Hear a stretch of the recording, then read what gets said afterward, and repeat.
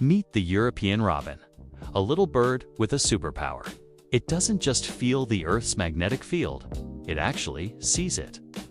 Imagine looking at the world and seeing a shimmering pattern, a visual compass overlaid on everything. That's what scientists believe the robin experiences.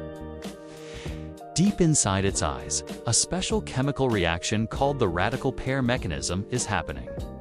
This process is sensitive to the planet's magnetic field, creating a visual pattern that changes depending on which way the bird is facing. This built-in GPS allows them to undertake incredible long-distance migrations with pinpoint precision.